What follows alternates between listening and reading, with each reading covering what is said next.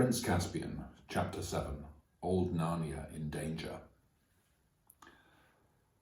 The place where they had met the fauns was, of course, Dancing Lawn itself, and here Caspian and his friends remained until the night of the great council, to sleep under the stars, to drink nothing but well water, and to live chiefly on nuts and wild fruit, was a strange experience for Caspian, after his bed with silken sheets, and a tapestried chamber at the castle, with meals laid out on gold and silver dishes in the anteroom, and attendants ready at his call.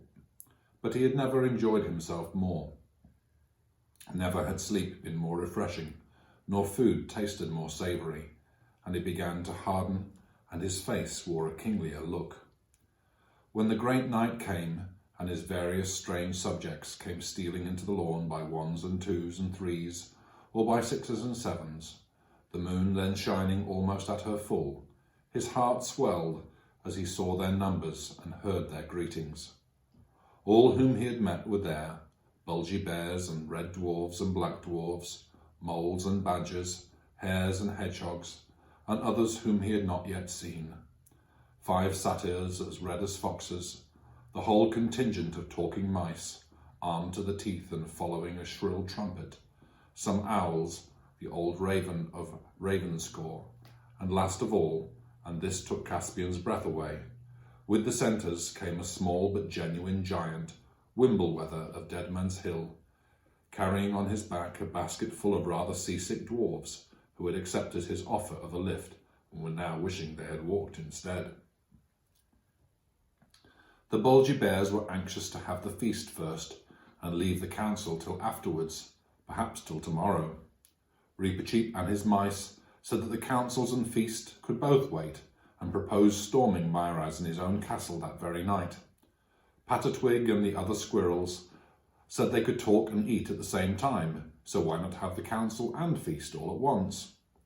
The moles proposed throwing up entrenchments all around the lawn before they did anything else. The fauns thought it would be better to begin with a solemn dance. The old raven, while agreeing with the bears that it would take too long to have a full council before supper, begged to be allowed to give a brief address to the whole company. But Caspian and the centaurs and the dwarves overruled all these suggestions, and insisted on holding a real council of war at once. When all the other creatures had been persuaded to sit down quietly in a great circle, and when, with more difficulty, they had got Patatwig to stop running to and fro and saying, "Silence, silence, everyone, for the king's speech," Caspian, feeling a little nervous, got up. "Narnians," he began, but he never got any further, for at that moment Camillo the hare said, "Hush, there is a man somewhere near." They were all creatures of the wild, accustomed to being hunted, and they became still as statues. The beasts all turned their noses in the direction which Camillo had indicated. "Smells like a man, and yet not quite like a man," whispered Truffle Hunter. "It's getting steadily nearer," said Camillo. "2 badgers and you 3 dwarves, with your bows at the ready, go softly to meet it," said Caspian. "We'll settle 'em," said a black dwarf grimly, fitting a shaft to his bowstring. "Don't shoot it if it's alone," said Caspian. "Catch it." "Why?" asked the dwarf. "Do as you are told," said Glenstorm, the centaur. Everyone waited in silence, while the 3 dwarves and 2 badgers trotted stealthily across the trees on the northwest side of the lawn. Then came a sharp dwarfish cry of, "Stop! Who goes there?" and a sudden spring. A moment later, with a voice which Caspian knew well could be heard saying, all right, I'm unarmed. Take my wrists if you like, worthy badgers, but don't bite right through them. I want to speak to the king." "Dr. Cornelius!" cried Caspian with joy, and rushed forward to meet his old tutor. Everyone else crowded round. "Pah!" said Knickerbrick. "A renegade dwarf, a half and halfer. Shall I pass my sword through its throat?" "Be quiet, Knickerbrick," said Trumpkin. "The creature can't help its ancestry." "This is my greatest friend and the saviour of my life," said Caspian, and anyone who doesn't like his company may leave my army at once." "Dearest Doctor, I am glad to see you again. However did you find us out?" "By a little use of simple magic, Your Majesty," said the doctor, who was still puffing and blowing from having walked so fast. "But there is no time to go into that now. We must all fly from this place at once. You are already betrayed, and Myraz is on the move. Before midday tomorrow you will be surrounded." "Betrayed?" said Caspian. "And by whom?" "Another renegade dwarf, no doubt," said Knickerbrick. "By your horse Destria," said Cornelius. "The poor brute knew no better. When you were knocked off your course, he went dawdling back to his stable in the castle, and then the secret of your flight was known. I made myself scarce, having no wish to be questioned about it in Myraz's torture chamber. I had a pretty good guess from my crystal as to where I should find you, but all day, that was the day before yesterday, I saw Myraz tracking parties out in the woods. Yesterday I learned that his army is out. I don't think some of your pure-blooded dwarves have as much woodcraft as might be expected. You've left tracks all over the place. Great carelessness. At any rate, someone has warned Myraz that old Narnia is not so dead as he had hoped, and he is on the move." "Hurrah!" said a very shrill voice, and a small voice from somewhere at the doctor's feet. "Let them come. All I ask is that the king will put me and my people in the front." "What on earth?" said Dr. Cornelius. "Has your Majesty got grasshoppers or mosquitoes in your army?" Then, after stooping down and peering carefully through his spectacles, he broke into a laugh. "By the lion," he swore, "it's a mouse! Signor Mouse, I desire your better acquaintance. I am honoured by meeting so valiant a beast." "My friendship you shall have, learned man," piped Ribbercheap, "and any dwarf or giant in the army who does not give you good language shall have my sword to reckon with." "Is there time for this foolery?" asked Knickerbrick. "What are our plans? Battle or flight?" "Battle if need be," said Trumpkin, "but we are hardly ready for it yet, and this is no very defensible place." "I don't like running away," said Caspian. Hear him," said the Bulgy Bears. "Whatever we do, we can't let's have any running, especially not before supper, and not too soon after it neither." "Those who run first do not always run last," said the Centaur, "and why should we let the enemy choose our position instead of choosing it ourselves? Let us find a strong place." "That is wise, Your Majesty, that is wise," said Truffle Hunter. "But where are we to go?" asked several voices. "Your Majesty," said Dr. Cornelius, "and all you variety of creatures, I think we must fly east, down to the river, to the great woods. The Telmarines hate that region. They have always been afraid of the sea and of something that may come over the sea. That is why they have let the great woods grow up. If traditions speak true, the ancient Cair Paravel was at the river mouth. All that part is friendly to us and hateful to our enemies. We must go to Aslan's How." "Aslan's How?" said several voices. "We do not know what that is." "It lies within the skirt of the great woods, and it is a huge mound which Narnia's raised in very ancient times over a very magical place, where there stood, and perhaps still stands, a magical stone. The mound is all hollowed out within 2 galleries and caves, and the stone is central to the cave wall. There is room in the mound for all our stores, and for those of us who have most need of cover and are most accustomed to underground life can be lodged in the caves. The rest of us can lie in the wood. At a pinch, all of us, except this worthy giant, could retreat into the mound itself, and there we should be beyond the reach of every danger except famine." "It's good that we have a learned man among us," said Truffle Hunter, but Trumpkin muttered under his breath, "Soup and celery. I wish our leaders would think less about old wives' tales and more about victuals and arms." But all approved of Cornelius's proposal, and that very night, half an hour later, they were on the march. Before sunrise, they had arrived at Aslan's How. It was certainly an awesome place, a round green hill on top of another hill, long since grown over with trees, and one little low doorway leading into it. The tunnels inside were a perfect maze till you got to know them, and they were lined and roofed with small stones, and on the stones, peering in the twilight, Caspian saw strange characters and snaky patterns, and pictures in which the form of a lion was repeated again and again. It all seemed to belong to an even older Narnia than the Narnia of which his nurse had told him. It was after they had been taken up to their quarters and around the How that fortune began to turn against them. King Myra's scouts soon found their new lair, and he and his army arrived on the edge of the woods. And as so often happens, the enemy turned out stronger than they had reckoned. Caspian's heart sank as he saw company after company arriving. And though Myra's men may have been afraid of going into the wood, they were even more afraid of Myraz, and with him in command, they carried battle deeply into it, and sometimes almost to the How itself. Caspian and the other captains, of course, made many sorties into the open country. Thus there was fighting on most days, and sometimes by night as well. But Caspian's party, on the whole, had the worst of it. At last there came a terrible night when everything had gone as badly as possible, and the rain, which had been falling heavily all day, ceased at nightfall, only to give place to raw cold. That morning Caspian had arranged what was to be his biggest battle yet, and all had dug their hopes on it.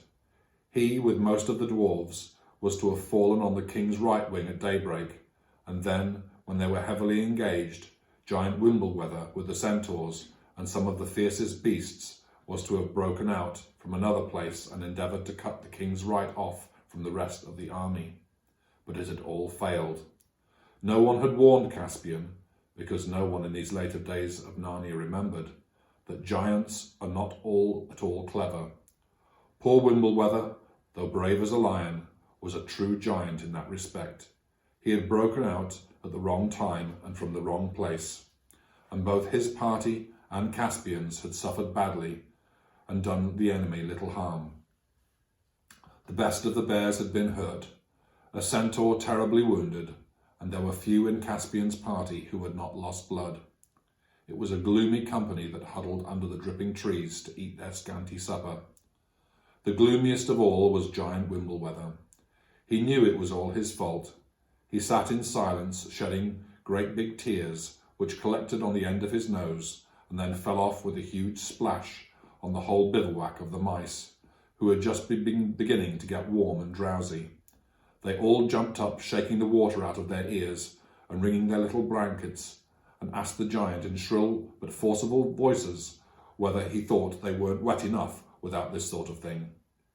And then other people woke up and told the mice they had been enrolled as scouts and not as a concert party, and they asked why they couldn't keep quiet.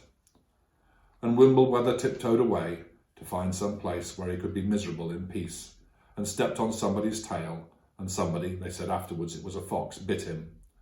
And so everyone was out of temper.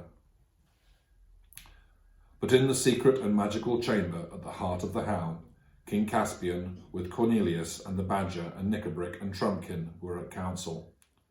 Thick pillars of ancient workmanship supported the roof. In the centre was the stone itself, a stone table split right down the centre, and covered with what had once been writing of some kind. But ages of wind and rain and snow had almost worn them away in the old times when the stone table had stood on the hilltop, and the mound had not yet been built over it. They were not using the table nor sitting round it. It was too magic a thing for common use. They sat on logs a little way from it, and between them was a rough wooden table on which stood a rude clay lamp, lighting up their pale faces and throwing big shadows on the wall.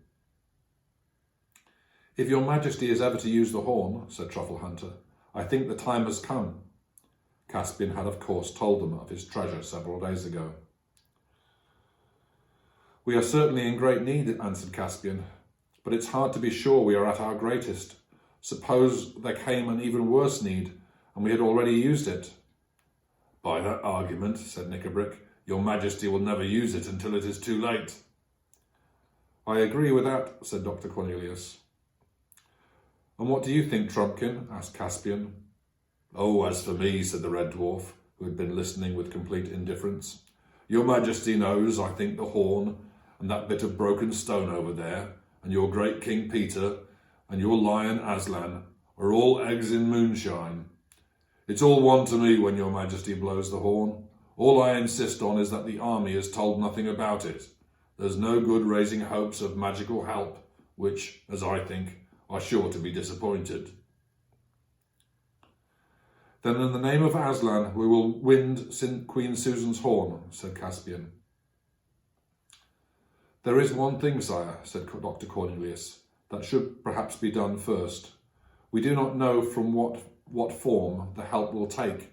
It might call Aslan himself from over the sea, but I think it is more likely to call Peter the High King and his mighty consorts down from the high past. But in either case, I do not think we can be sure that the help will come from this very spot."